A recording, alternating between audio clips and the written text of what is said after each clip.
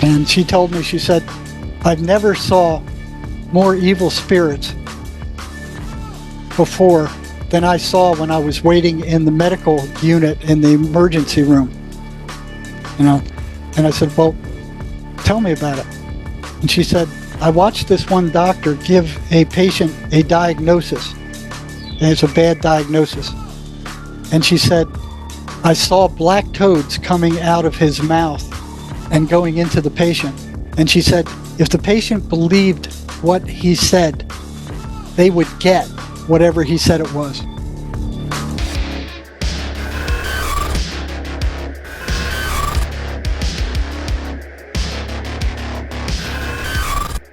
Welcome back. I'm here again with Jerry Marzinsky. Jerry, good to see you again.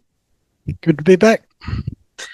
All right. So we left off, we were talking about these entities that people are experiencing. What do you think they are?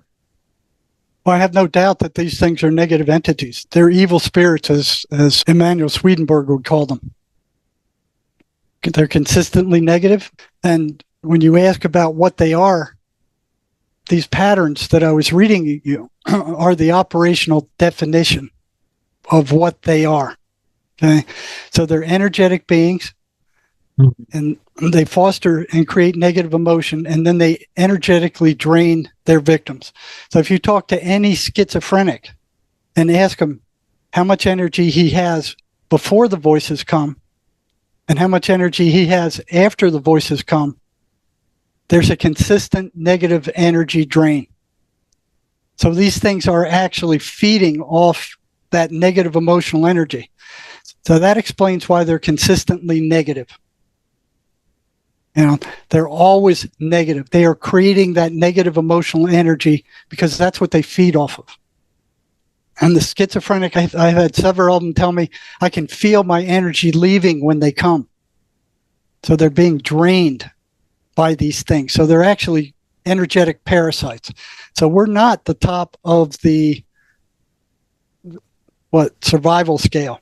The food chain, we're being fed on by these things. And they are the cause of schizophrenia.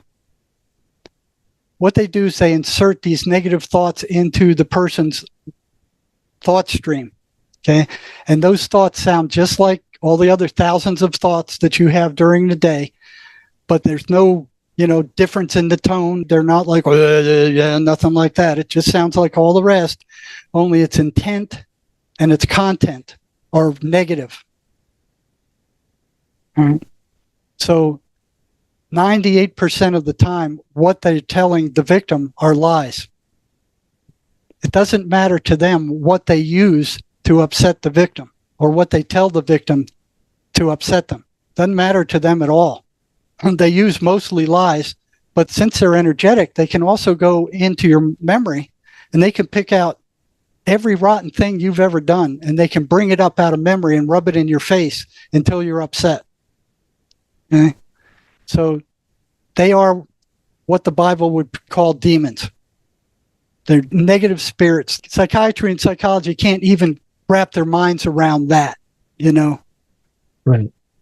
But science can if you frame it in the right way, right? Well, if you frame it in the right way.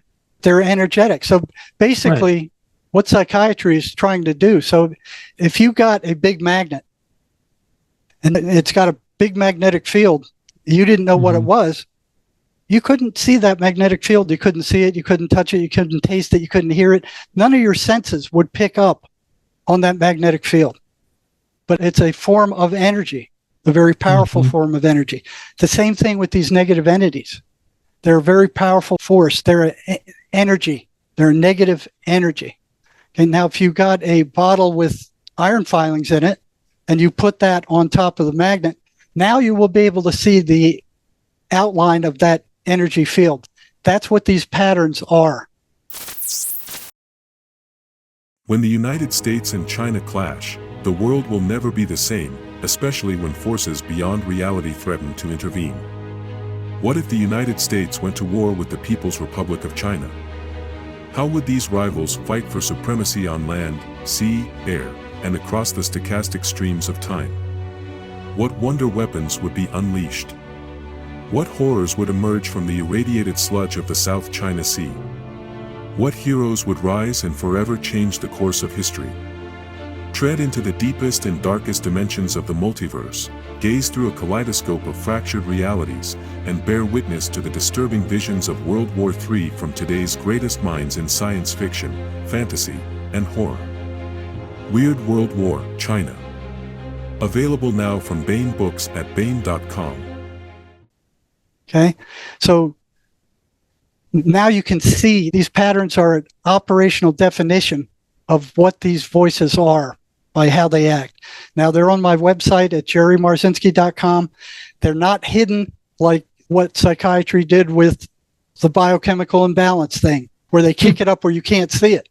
You can see it. You can get this list of patterns and you can talk to a schizophrenic patient and ask them, did these apply to the voices? And they will tell you, yes, that's exactly what the voices do. They're not hidden. They're not hidden in some mysterious biochemical imbalance thing.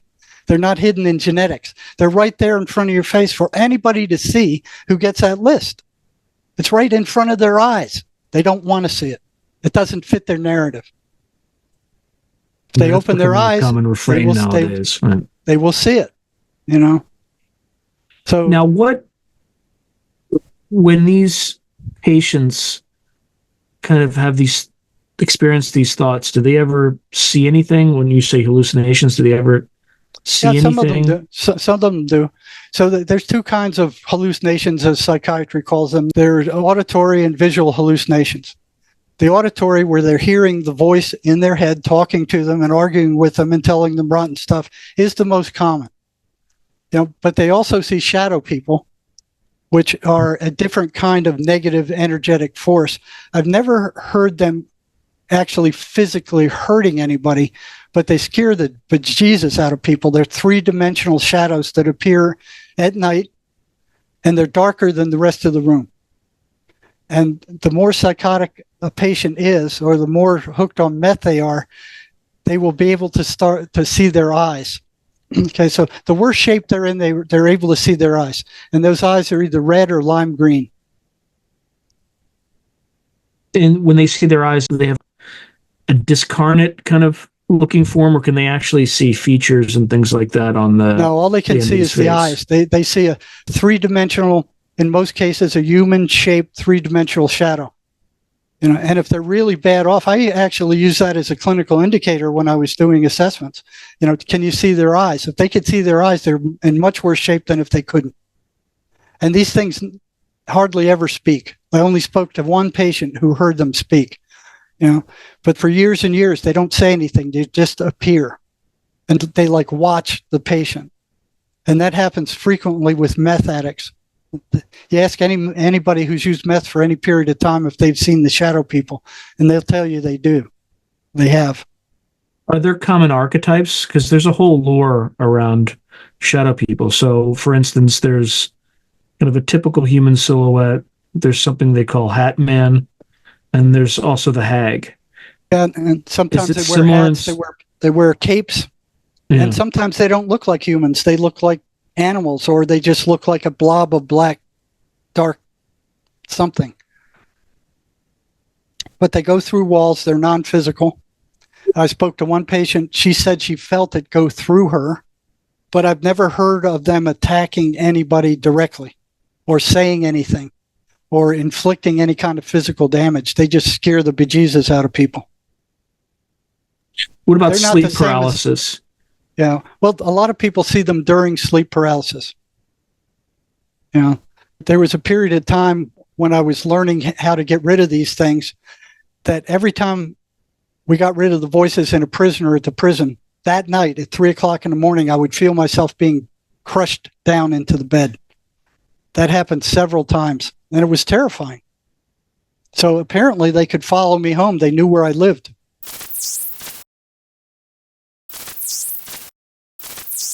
To advertise on Through a Glass Darkly, email throughaglassdarkly@gmail.com. Wait, so that happened to you at a prison?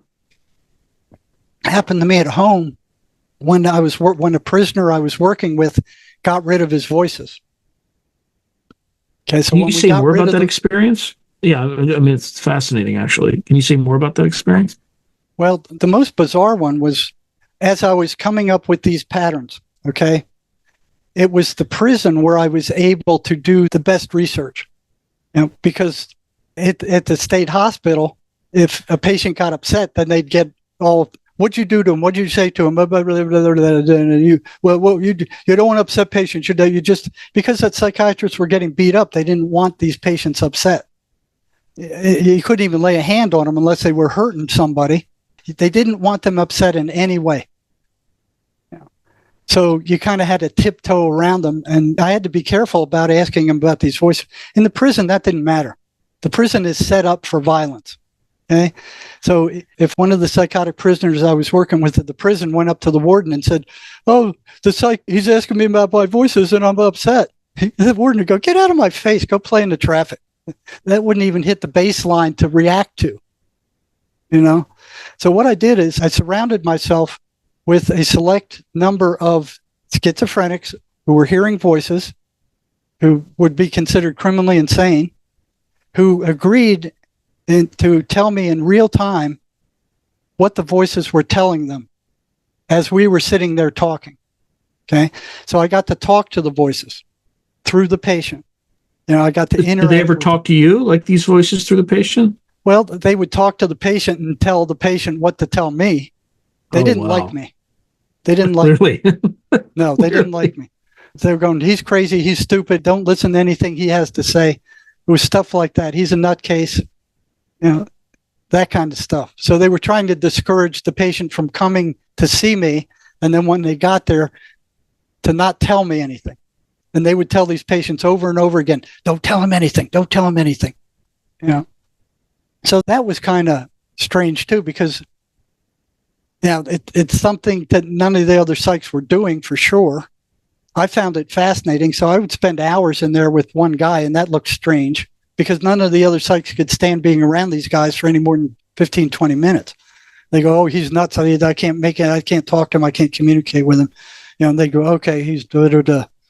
But yeah, I was interacting with the voices. They ran these same patterns I was telling you about.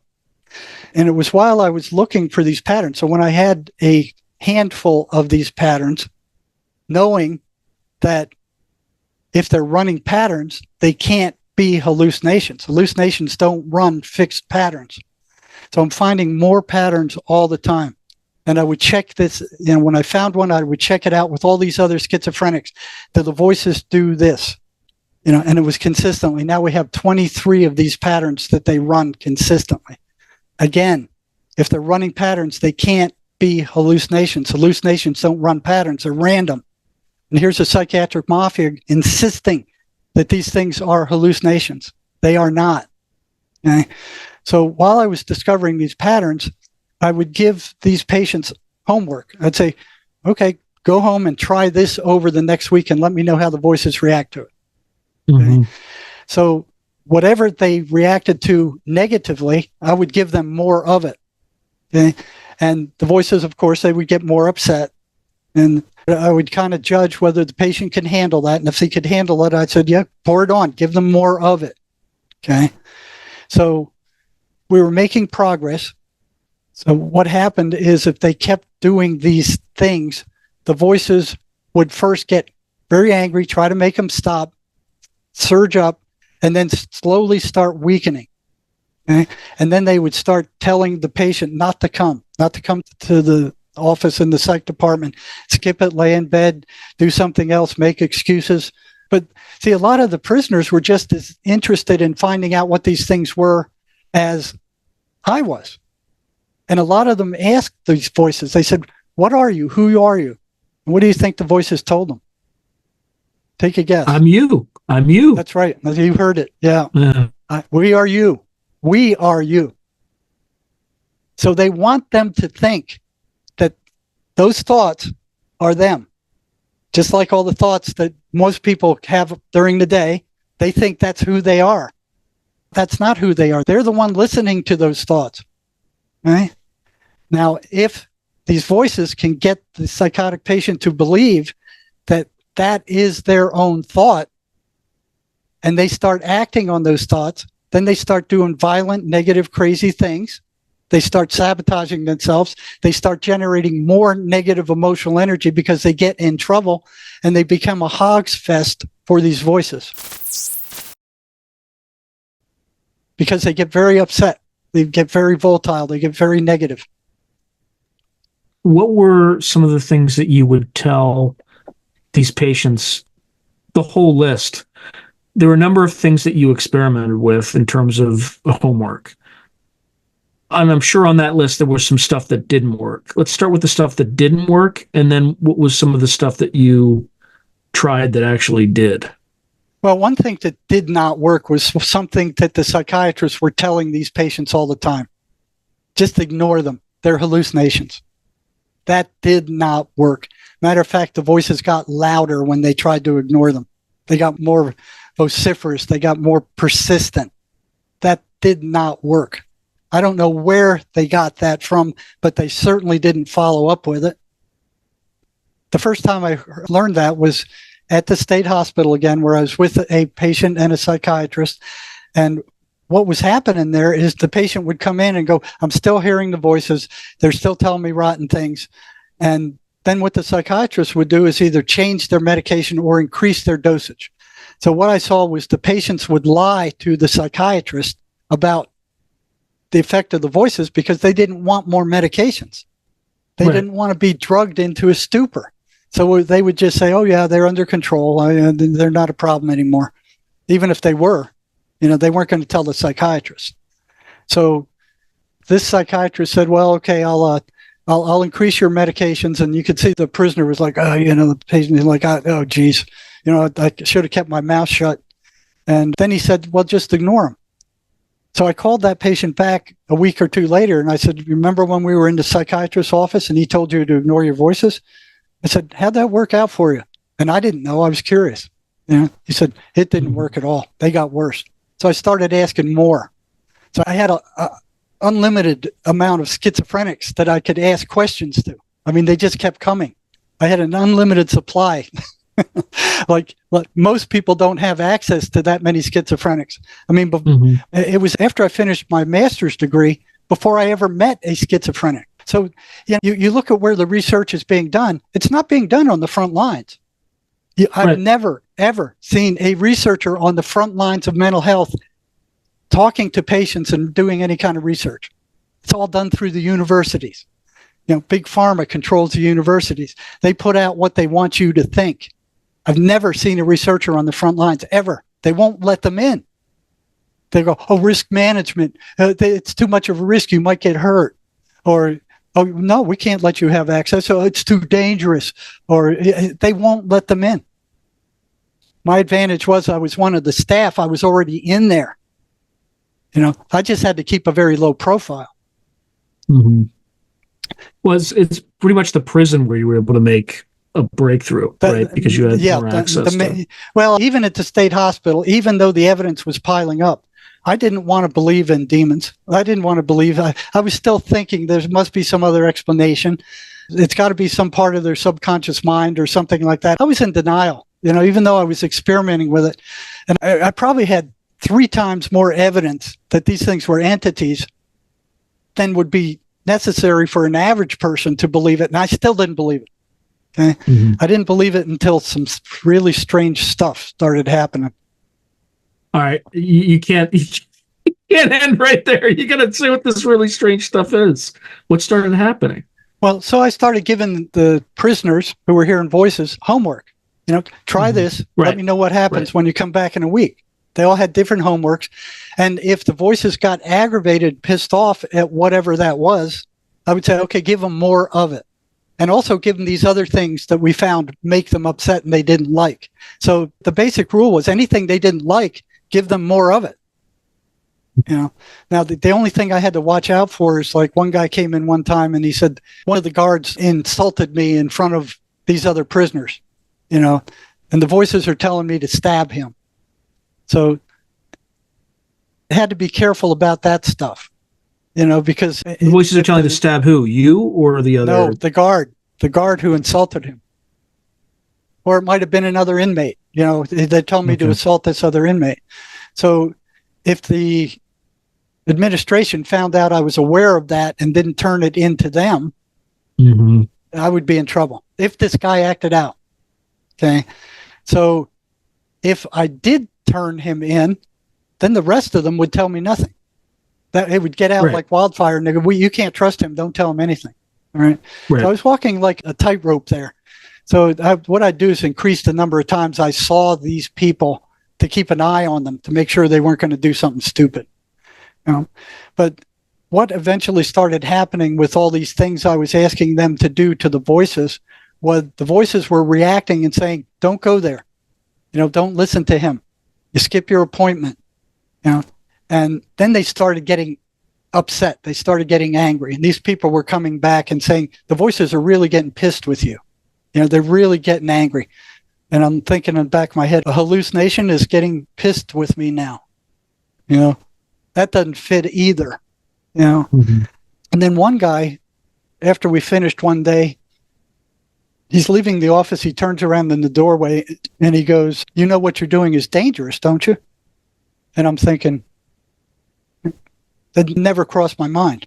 I'm going, well, these things, whatever they are, they're non-physical. They exist in their heads. They can't get me, so why should I be worried about it? But that was like a shot across my bow. It was like a warning. This just impulsively, as he was about to leave my office, he turned around, looks me in the eye, and he goes, you know what you're doing is dangerous, don't you? And then he looked at me and he turned around and walked away. And I'm like, what was that all about? It was a warning. It was definitely a warning. And I just kind of tucked it in the back of my mind and just, I didn't forget about it.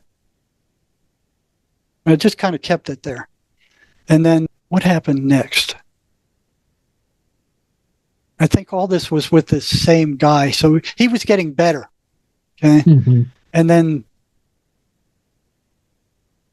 the next And he time, recognized that by doing what you were asking him to do, it was helping him get better. it was helping him. Yeah. So the voices start losing energy. So it's like starving them.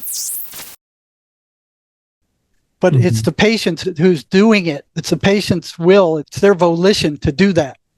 Okay. So they themselves are fighting back against the voices with the tools that we learn to use against the voices. Right? And they're using them themselves. And one of those is the voices are liars. They lie about everything. Okay. So what Sherry, my co-author of this book, let me show you the book. So Sherry, my co-author in this book, now this will tell you all about the voices and how we discovered that they were entities. Right? Mm-hmm. Sherry, when she was younger, she was hearing voices and they almost killed her. Okay?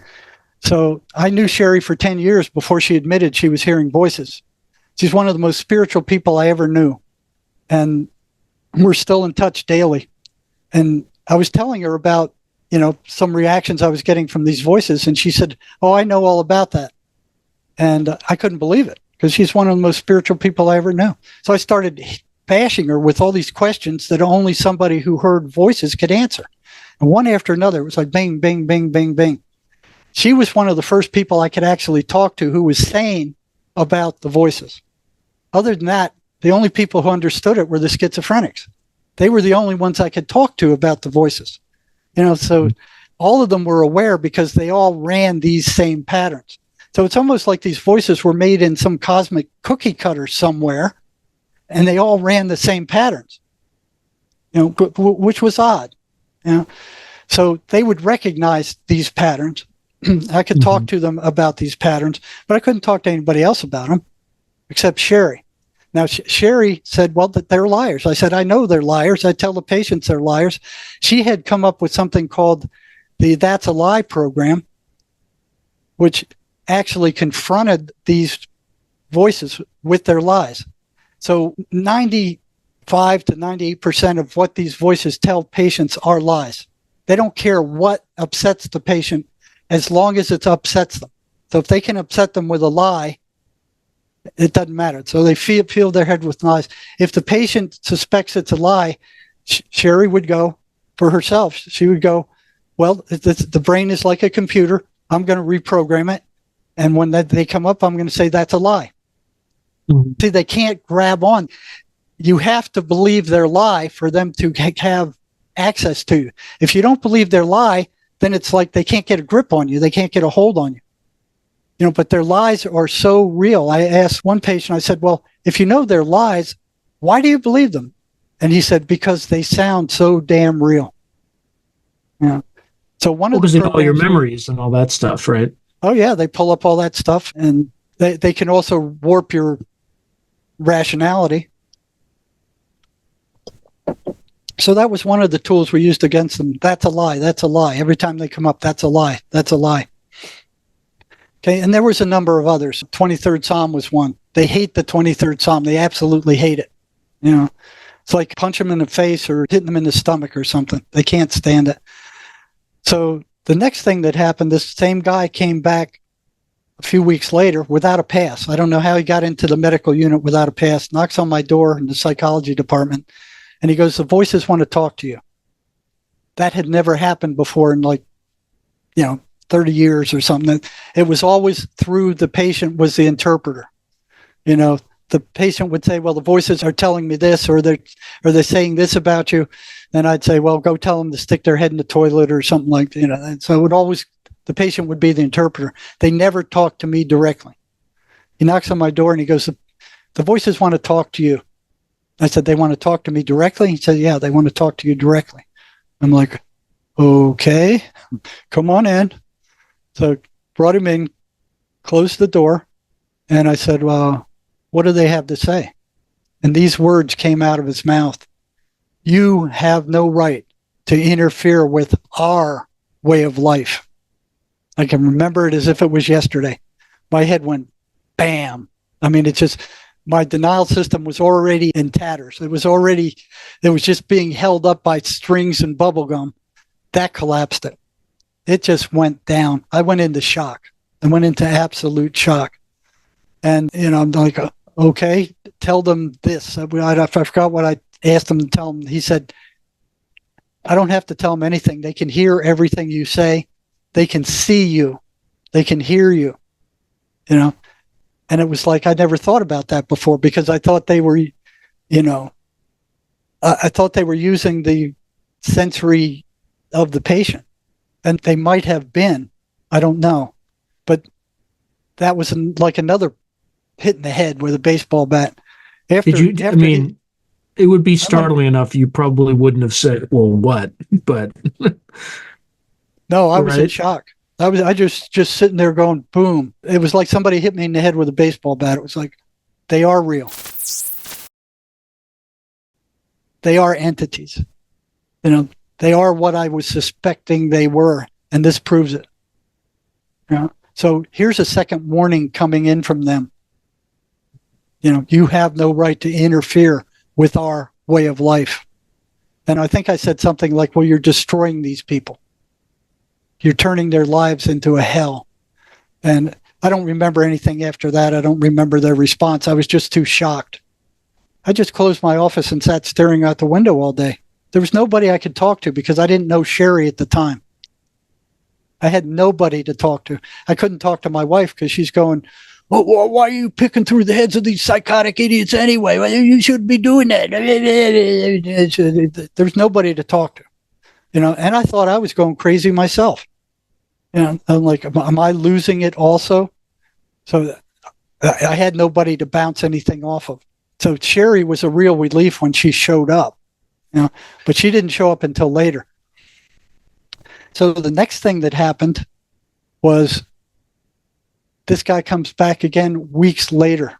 Okay, he's doing good. The voices are getting less. Okay? Mm-hmm. What I brought in was a book called The Voice of Knowledge by Miguel Ruiz, who's a South American shaman. So I was always asking these guys questions. I mean, I would ask them thousands of questions about the voices. And when I found a pattern, I'd add it on. Okay, so here I bring in this book by the shaman who's talking about negative entities who were parasites. You would call them the archons. Okay. And they acted just like these psychotic voices. Okay. So I suspected Even before that, I was also reading material from a Christian mystic by the name of Emanuel Swedenborg, who lived some 300 years ago. Okay. Mhm. And I met a clinical psychologist he worked in a state hospital in Northern California. Okay. And he was writing that these voices in his schizophrenic patients matched the description that Emanuel Swedenborg had for evil spirits when he was given access to visit heaven and hell, and he wrote about it. So they were virtually identical. Okay. What these psychotic patients were hearing and what this Christian mystic was hearing from negative spirits when he was visiting hell. So he was one of the top scientists of his day. He was a chief mining engineer for the Queen of Sweden. He had all kinds of patents. He was like the Leonardo da Vinci of his day, one of the top scientists. At the age of 50, he said Christ appeared to him and said, I'm giving you access to heaven and hell. I want you to go talk to the people living in there, the spirits who are living there, and then come back and write about it so people on earth can understand what's going on in the afterlife. Right? Mm-hmm. So he was given complete access to heaven and hell. And he wrote about the people who he met there in heaven and hell. Now, Wilson Van Dusen noticed, he was a Swedenborgian, he noticed that there was a one-to-one correspondence between what Swedenborg was writing about when he visited hell and these voices that his psychotic patients were hearing. Okay? Mm-hmm. He never had the guts to come out and go, these are evil spirits. He would still call them hallucinations, but he would describe them in ways that were contradictory to hallucinations. So because he didn't want to be attacked by the psychological establishment. Yeah. He was doing it in a way that would enable his words to get out to you way off into the future, right? Otherwise, if he had framed it exactly as it was, it probably never would have survived the 300 years between you. Well, he also might have been working at the time too. Now, I did finally catch up to him after this last experience. I hadn't finished the last part of it, but I eventually made contact with him. We worked together for 2 years. We started writing a book before cancer just flared up and killed him. So you think that was a coincidence? No, I don't think it was a coincidence. I think he was taken out to make sure that book didn't get out. Yeah. So the third thing that happened was when I brought this book in from the shaman, describing these things as negative entities who were also parasitic and feeding off the negative emotion they generated. Okay, there was one paragraph that talked about that. I brought it into this one guy that I had the other two experiences with because he was real honest about stuff. And I said, I'd like your opinion about what this guy says with regard to the voices. And I started reading what this shaman said. And when I got to the part where it was talking about them being parasitic entities, all of a sudden behind my head was this loud crackling sound. It sounded just like an arc welder. Crack, crack, crack, crack. And I'm looking at him and he's just staring at me with like this zombie stare, you know? Mm-hmm. And I'm like, this is weird. That's not his normal face. And I'm like, what's going on here? And I was totally freaked out. And I'm hearing this thing and it starts moving to my right, over to the right wall of my office. And it starts moving up the right wall of my office. I can't see it. I can't feel it. You know, I can't see it. I can just hear it. And it's cracking. It sounded exactly like an arc welder. So I look at this guy and I go, can you hear that? And he doesn't answer me. He's just sitting there like a dead man with this weird zombie-like look on his face. And I'm going, he might attack me. So I push my chair against the wall. So if he comes at me, he can't knock me over. At least I can kick him back. Now I'm trying to split my attention between keeping an eye on him because I don't know what he's going to do. I know he's psychotic. I know he's been violent in the past, and trying to figure out what this electrical crackling is. And it's just crackling up the wall at a 45-degree angle toward the back of my office. Like crack, crack, crack, crack, crack, crack, crack. Exactly like an arc welder. Then it hits the top of the office and starts moving across the top of the office. You know, crack, crack, crack, crack, crack, crack, crack, crack. And I can see him. I can keep him in my vision at the same time as I'm looking at once it got to the back of the office and it's moving across the back of the office. And then it starts coming down the left-hand wall where I'm kind of sitting, crackling. And he's still sitting there with this zombie look on his face. And I'm like, what the hell is going on? I mean, it wasn't just a short burst. I mean, it lasted for 20, 25, 30 seconds. I mean, it was going on for a long time, and then it starts coming down the left-hand wall and it jumps into this Rubbermaid trash can right next to my left leg. And I bend over and I looked at it and there's nothing in there. The inmate porter had cleaned it. There's not even a piece of paper in there. It's just an empty plastic bag. And whatever this thing is, it's crackling in the bottom of this plastic trash can. And then just like that, boom, it stops. It goes dead. And I look at him and I'm in shock. I look at him and he slowly gets up and he goes, I gotta leave. And he shuffles out of the office. And I'm going, yeah, get the hell out of here. Go. And then when he leaves, I get up and I examine the walls. There's no burn marks. There's no evidence that anything like that had ever happened. So I go down the hallway and I look at the doctor's office. I looked at the nurse's office. They're still locked up. They're not in yet. The only one there is one of the female guards at the other end of the building. She couldn't have made that sound. There was no explanation for it whatsoever. None. Mm-hmm. And again, here was another shocker. I mean, I was just totally shocked. I'm like, what the hell is going on? Where is this going? I had no cognitive map of anything. It's like, have no idea. So aside from the shadow people who kind of tilted some guy's truck one time, I had no idea that these things could affect physical reality. But they proved that they could. So I'm thinking, if they can do that, what else can they do? And what am I getting myself into? Where is this all going? I have no cognitive When did this happen? When did this happen? This happened probably in the 90s, I think. Probably early 90s. Were there any further progressions of this phenomena? So I was in absolute shock with this. I didn't call that guy back for 3 to 4 months. I didn't want to see him. I didn't want to deal with him. Finally, my curiosity got the better of me. Put out a pass for him, had the guards bring him down. He came in, he looked good.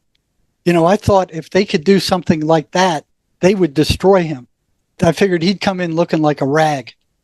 And first thing I noticed was he had plenty of energy. He looked good. I said, I was expecting you to just look like a burnout rag. He said, no, I'm doing what you told me to do. I haven't made any big progress, but I'm able to hold them at a standstill. So I'm controlling them. They're still there. They're still trying to mess me up, but it's like a standstill. It's like a Mexican standoff. They're not making any progress, but he's not making any progress either. So I said, have a seat. I said, after some small talk, I said, last time you were here, do you remember that crackling in the office? He goes, yeah. I asked him if he heard it. He said, yeah, I heard it. And he said, I was surprised you did, that I did. So apparently that crackling happens around other prisoners, but he just ignores it. Like, he told me one incident where it happened for a short period of time and he just pretended that he didn't hear it. And the person who actually did hear it, who wasn't him, just kind of like, and then just blew it off because it didn't fit. Mm-hmm. There was no explanation for it. So, I learned not to do that. I learned not to do that early. When I saw something like that, I remembered it. I didn't just blow it off, And Carlos Castaneda taught me that. So he said, yeah, I heard it, but I was surprised you did. And I asked him, I said, what in the blazes was that? And he said, that was them. I said, them who? The voices? He said, yeah, those were the voices. And I said, well, what were they doing? And he said, they were trying to scare you off. And I said, well, they did a damn good job of it. And I said, you looked weird when you left my office. You looked like a zombie. So I asked him, I said, what were the voices telling you at that moment? And he said, they were telling me to go get a shank, which is a homemade prison knife, and stick it in your gut. And I'm like thinking, I've worked with this guy for 6 months. He's doing good. He's getting better. He wouldn't do anything like that. And I asked him, well, just out of curiosity, well, why didn't you do it? And he said, well, I couldn't find one and nobody would give me one. And I'm like, whoa.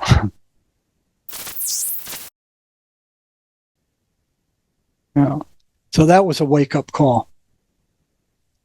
So besides scaring the hell out of me, there was one time, I wasn't speaking out about any of this because I was still working. You can't speak about this stuff and keep a job like that. They'll think you're a complete crackpot. It doesn't fit anything that they teach, anything that they know, but it was working. I mean, so some of these guys were getting rid of their voices. They were fully recovering. They were doing it on their own with the tools they were given. Okay? So they were recovering. So it shows that these things can be gotten rid of and that the patient themselves can do it if they're given the right tools and they're willing to work hard enough. Okay? So I had maybe a handful of schizophrenics who fully recovered. Okay? So I didn't get in trouble in the prison until the chief psychologist found out that people were recovering from schizophrenia, and that wasn't supposed to happen. Okay? And they weren't using drugs. They weren't using drugs. So some of them would go, to the psychiatrist because they had their monthly psychiatrist meetings, and they would tell the psychiatrist, well, I don't need these drugs anymore. The voices are gone. That wasn't supposed to happen. So they refused to take the drugs. That went from the psychiatrist to the chief psychologist, who started to wonder what I'm doing spending so much time with schizophrenics. So he sent a stooge over there to ask what was going on in the meetings I was having with schizophrenics. None of them told them anything. And that pissed them off. So one patient who we got rid of the voices, one prisoner, one of the chief psychologist's stooges came down and cornered him and asked him, what are you doing with Jerry in the office that made the voices go away? And he goes, well, we're just talking, and he didn't tell him anything. He knew what this guy was up to. He didn't tell him anything. So he asked him, well, what's he doing? And he told this guy, he said, he's helping us, not like you, asshole. So that really pissed him off, right? So the psychologist said, would you be willing to take another MMPI? So they had a MMPI on him when he came into the prison, which was a valid profile, and it showed that he was psychotic. He was crazy. Okay? That's psychology's golden test standard. That's their. This is the Myers-Briggs personality. No, this is MMPI, Minnesota Multiphasic Personality Inventory. Okay. That's their most researched instrument. It's their gold standard instrument. It's got a bunch of validity scales. It knows when the person is lying and when they're not, because it's got a bunch of lie scales in it. So he asked this patient who recovered, would you be willing to take another one? And the guy said, sure, I'll take another one. So he took it. The profile came out valid, and he came out as not psychotic on their own test. And that really drove them nuts. They're going, what's he doing? What's he doing? And then they're going, he's experimenting with prisoners without departmental permission. We're going to all get fired. But they never asked you. They went around. They went around you the entire time. Well, they asked me, and I would just tell them, I'm just talking to them, like I'm just talking to them, not doing any of them. We're having conversations. I wouldn't tell them. I couldn't tell them. I'd have gotten fired. And so as each new prisoner recovered, they heard about it, and they were getting more and more frantic. I thought they would be happy. Hey, look, you don't have to spend any more money on antipsychotic drugs. These guys are going to go out and be productive people. They're not going to be sick anymore. I thought they would be thrilled. No, they were prancing around like infested demons. It was like they were paranoid. They were scared. They were like, oh, he's got to be stopped. He's got to be stopped. We're going to get in trouble with whatever he's doing. So they had an Inquisition where they forced. In fact, that was the word that was just running through my head before you said it. Yep, they had an Inquisition, and they said, well, we're going to bring you before the medical director for the prison. for that particular prison. And still, the prisoners wouldn't tell them anything. So they really didn't have anything. So what they were expecting to do was to goad me into saying something that they could hang me with. And what was strange was all these Christians came out of nowhere and said, this is how you handle an inquisition at the prison. This is what you do. Yes or no answers. Don't give them any more information than you absolutely have to. Don't get hooked. Don't play their games. And I didn't. And that infuriated the chief psychologist even more. So the chief psychologist said, well, he's doing something that the prisoners don't need the medications anymore. And the administrator, thinking about Tost, he goes, well, that's good. We don't have to pay for the thing, whatever he's doing. Right. We don't have to He's pay for saving the money. meds. He was the only sane one, there, Right. but that pissed off the chief psychologist. And so the head of medical basically told the chief psychologist to let him alone. And he told me, he said, you listen to what he says. He's your boss. If you defy him, you're going to get fired. All right. So I had to be careful from that point on. And they were watching me like a hawk, so I really had to slow down. I really had to be careful. And then there was this one prisoner. What they did is they transferred me to a Spanish-speaking unit where I really couldn't work with these guys to stop me from doing what I was doing that was helping these guys recover. So the prison is the devil's workshop. Nothing good happened there that didn't get punished. And I think all prisons are like that. They're the devil's territory. Right? So I was working with this one Spanish guy that, half spoke English and might speak some Spanish. And he told them what was going on when they asked him. That went up to the chief psychologist, and he started making my life miserable. Start a file, basically. Started a file. Because I knew what the voices did. I knew how they acted. I was able to diagnose schizophrenics quicker and understand how dangerous they were far better than any of the other staff, based on what the voices were doing, what they were saying, how much control they had, that kind of stuff.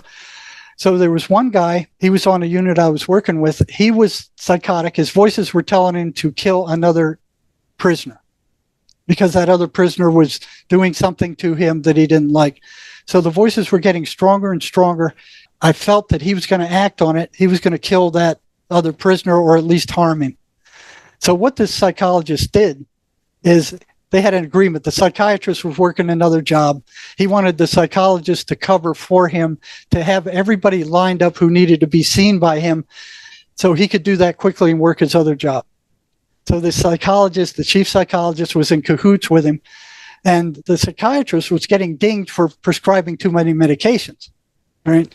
So the psychiatrist and the chief psychologist were in cahoots, and what the chief psychologist did was assigned another of his stooges to the medical unit to turn back anybody with a psychotic diagnosis and re-diagnose them with some other diagnosis that wouldn't take antipsychotic drugs, because the psychiatrist was getting into trouble with the chief medical officer for spending too much money on antipsychotic drugs for prisoners.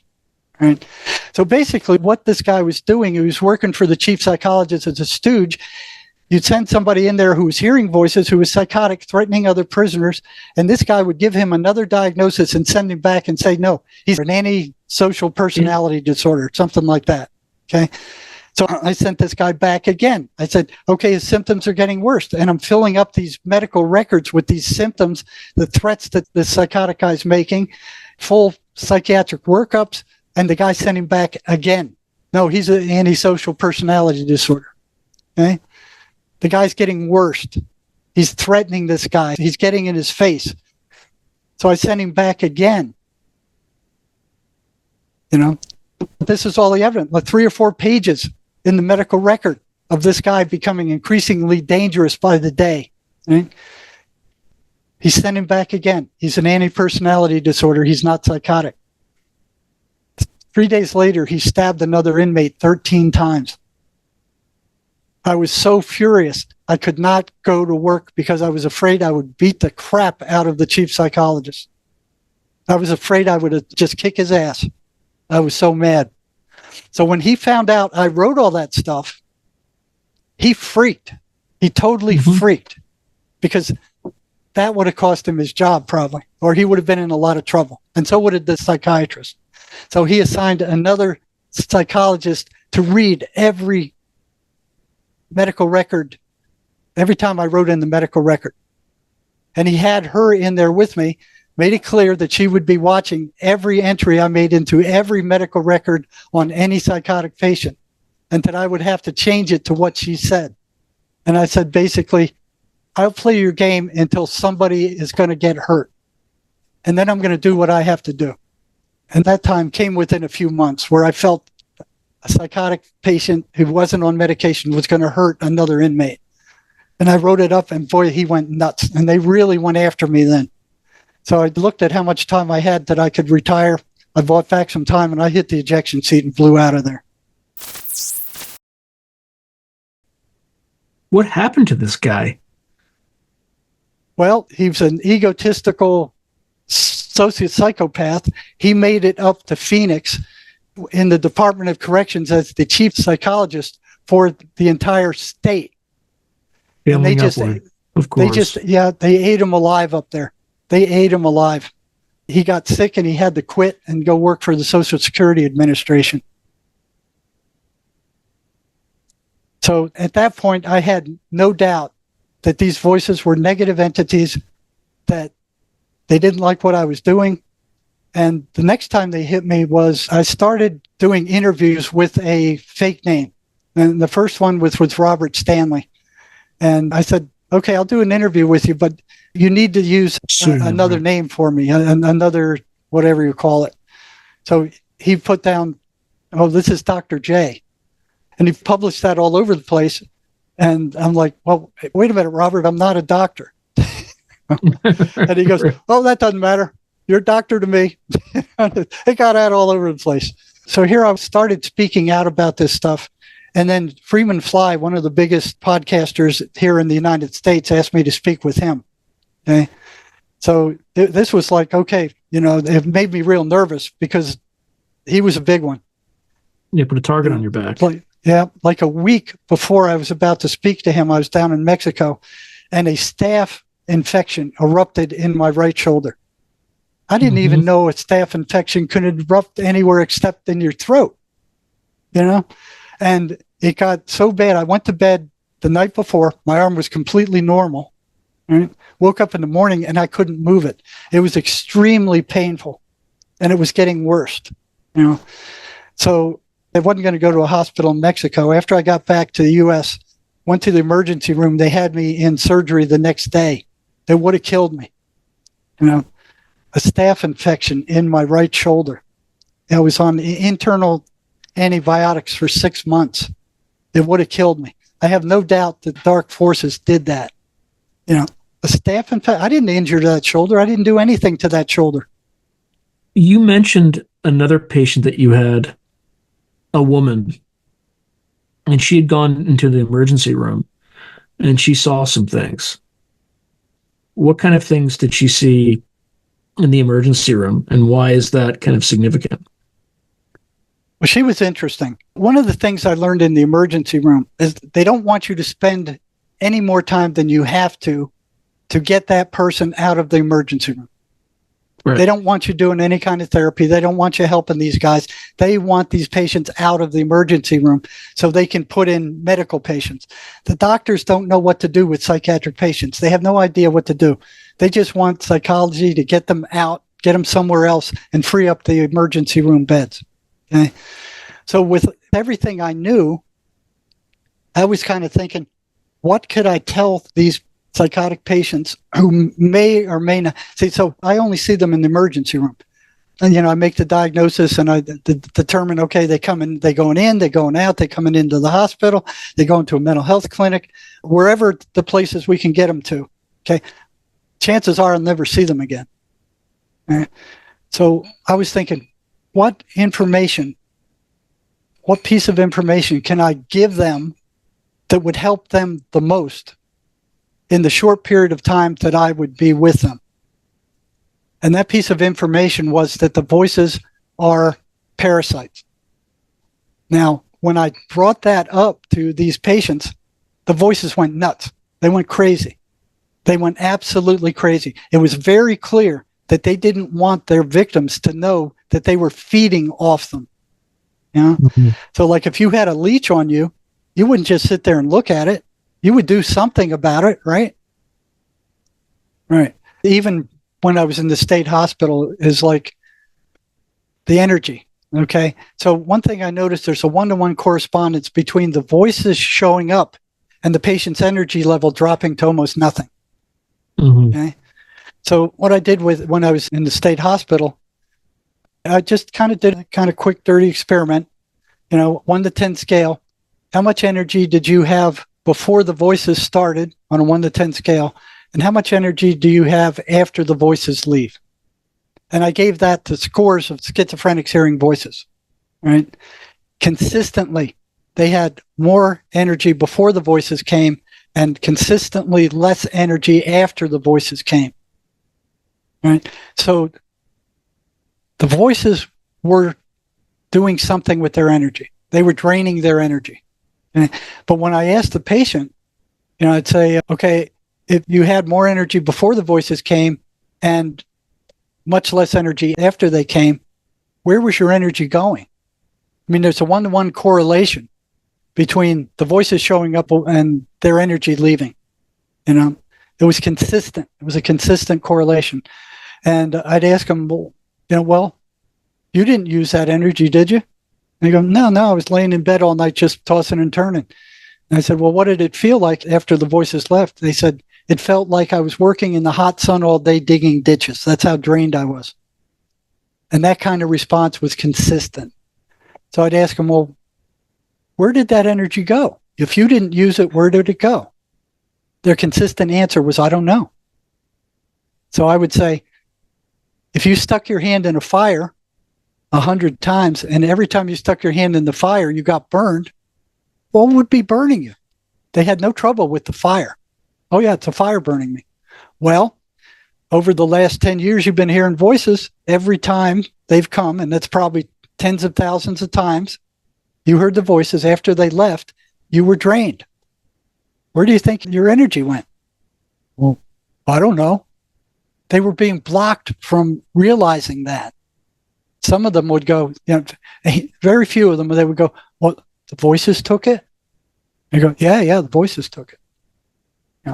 So they were draining the energy. And that response that I got from when I read that paragraph from the shaman, where he was actually saying that the voices took it and that whatever it was started crackling around my office after that, they do not want their victims to know that they are draining their energy. Okay. So that is one of the most helpful things I could give these people in the emergency room. But I had to be very careful with who I told that to, because if they went to one of the psychiatrists, or one of the nurses or one of the doctors and said, the psych says these things are entities and they're draining me, I'd be screwed again. So I had to be very careful. Okay. With her, she knew what the voices were already. She knew what they were. She didn't know they were parasites. So when you also said something interesting, is that they told her to put sigils or signs all around her house. Is that right?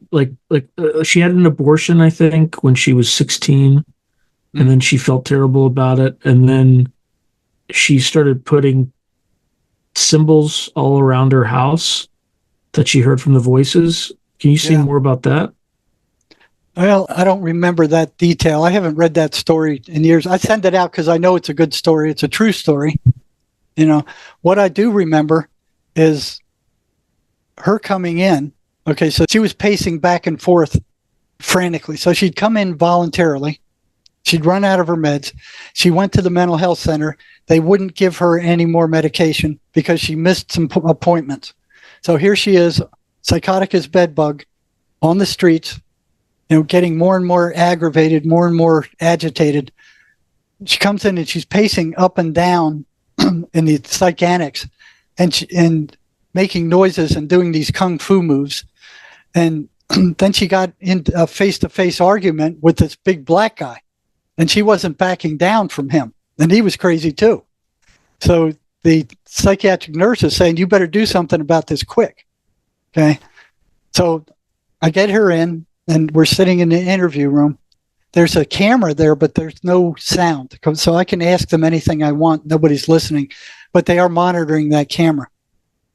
And she told me, she said, I've never saw more evil spirits before than I saw when I was waiting in the medical unit in the emergency room. And I said, well, tell me about it. And she said, I watched this one doctor give a patient a diagnosis. And it's a bad diagnosis. And she said, I saw black toads coming out of his mouth and going into the patient. And she said, if the patient believed what he said, they would get whatever he said it was. Mm-hmm. And I went, whoa, that got my attention. It was like, that's interesting. So I started talking to her, and I didn't know whether I'd see her again. So I asked her, are you hearing your voices right now? And she said, no. And I said, well, I'm going to tell you, because I felt I could trust her. She knew what the voices were. She knew what they were dangerous. I said, I'm going to tell you something. If you're not hearing them right now, you're going to be hearing them screaming and howling in about 2 minutes. I said, I'm not going to stand in your way. If you need to leave, the door is open.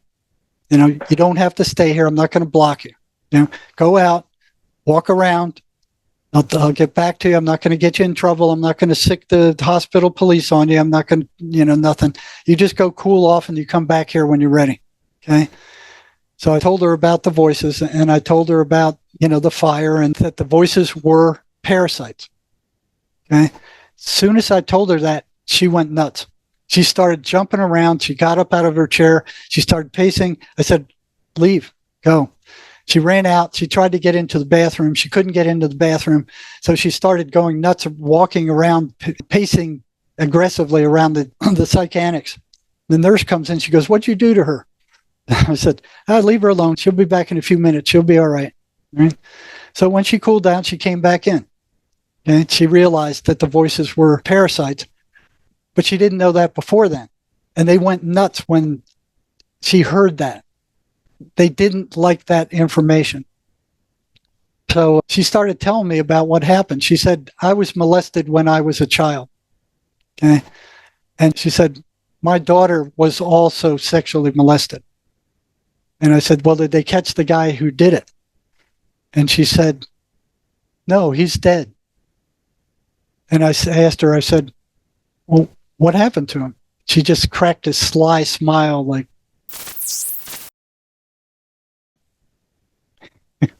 that said it all. She had killed the guy, but she wasn't going to, clearly, she wasn't going to admit it. So that's where the black toads came from. I thought that was a real interesting story. And I got more stories like that. I mean, there's a lot of stories like that. I was going to do a book on it.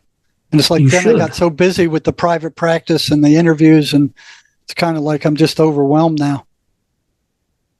Yeah, you should write the book. You should absolutely write the book. And then you'll have something to promote. I mean, you already have one book to promote, but you could promote the other. It takes so much time. Well. Yeah, I'm overwhelmed with clients. I'm backed up till June now. It's a good problem to have, though, right? It's a good problem to have. Well, it's almost like a full-time job, though, now. And this mace therapy works so well that it's like, if it doesn't get rid of the voices, it gets rid of what they feed off of. And let's talk really quick about that. Results. So is that typically what the solution is, this mace therapy, or are there other things that people can do if they're starting to get plagued with these things? Well, to tell you the truth, other than exorcism, I mean, I've been waiting for something to come along that was actually effective and did permanent results. So what these negative entities feed off of is trauma. They're constantly setting off trauma. And then it's almost like they wait where that negative identity is, and when it gets set off, they pour gasoline on the fire and just make it worse. So they feed off of that negative emotional energy and that trauma. And if anything that resembles that trauma happens in the person's psychic sphere, it sets off that negative emotional energy and they get upset. So it's critical to drain that trauma down to nothing where it doesn't affect the person. And then they have much less to feed off of. You know, in a lot of cases, it may not get rid of the voices, but it will make them much better because they're not as upset. There's not as much to feed off of, you know. And there's a lot of things they can do to fight back against the voices. And I think you mentioned prayer was part of that, right? Or prayer, at least. Yep, prayer is one of those. They have 2 guardian angels. They can't help them unless they ask. You know, these voices are negative and energies. They're negative spirits. They're what the Bible would call demons. You know, and you look at what's happening today, you know, in the Christian church, they don't concentrate on demons driving all this bad stuff that's going on. But if you got this list of traits, you can get it from my website at jerrymarzinsky.com, this list of patterns.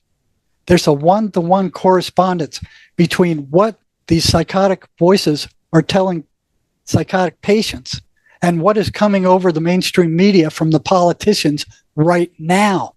It's the exact same stuff on a macroscopic scale.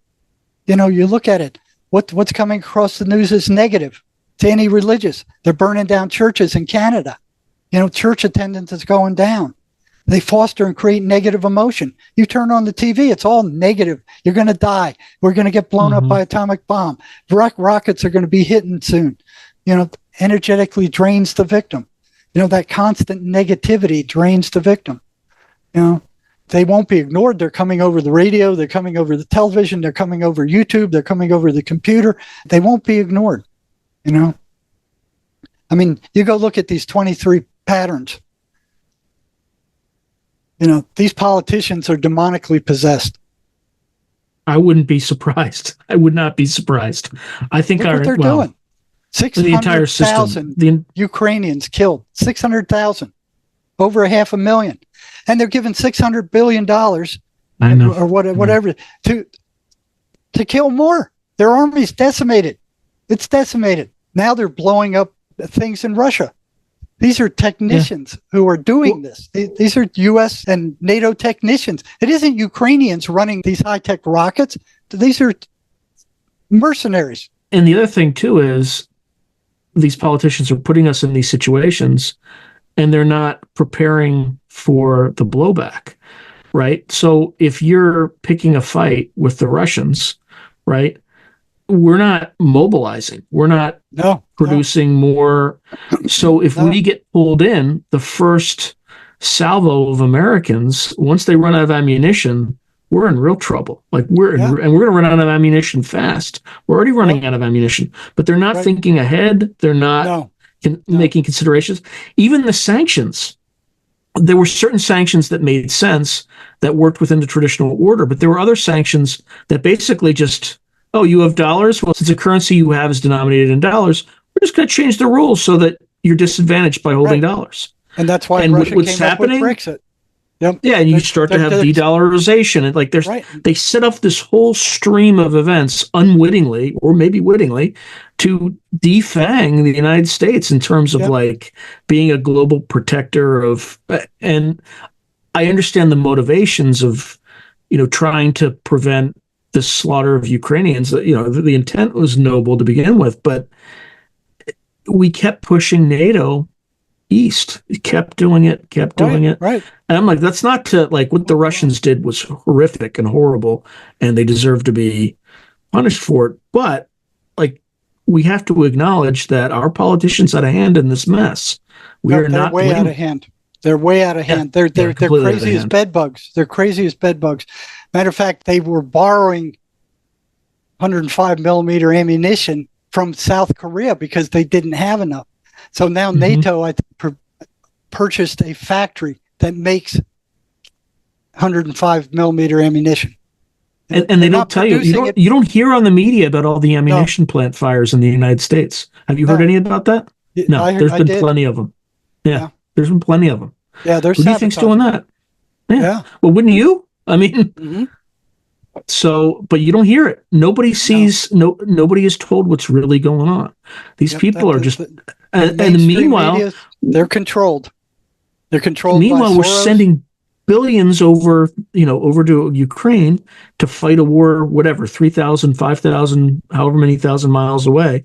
Meanwhile, our border is wide open. Wide open. Right. Right on. And look at the schools are falling apart, the roads are falling apart, the infrastructure is falling apart. They could care less about the United States population. It was an absolute pleasure, my friend, and look forward to talking with you soon. Okay, glad to be here. If you enjoyed today's video, please hit like and subscribe, and also hit the notification button so you can be notified whenever I post new content. Thank you. Now, if you're enjoying the channel and you want to support it, there are several things you can do. In fact, there are 5 things you can do. The first thing you can do is just buy my books. I got plenty of books out in the market right now, and I would prefer that folks buy a book rather than giving me direct support, because they get something out of it. They get a real tangible product. The second way you can support me is by becoming a member on YouTube or becoming a patron on Patreon. And just go to either site and it'll explain everything.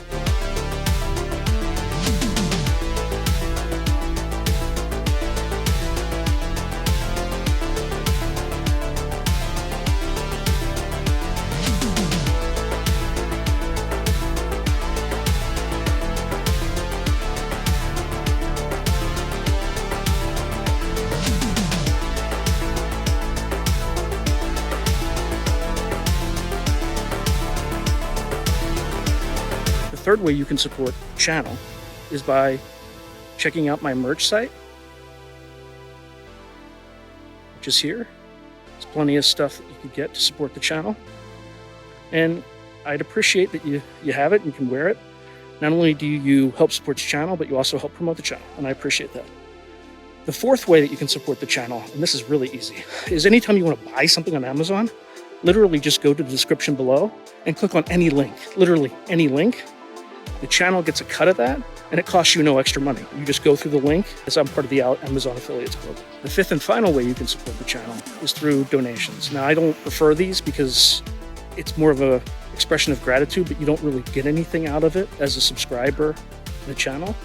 However, if you decide to do these options, there's 2 options. There's Buy Me a Coffee, which is a separate site, and there's also, you can go through YouTube with either a super chat, super sticker, or a super thanks. Again, I prefer Buy Me a Coffee because that organization takes less money than Amazon does. But either way, I appreciate any support you are willing to give the channel. So thank you very much, and keep watching. I really appreciate it.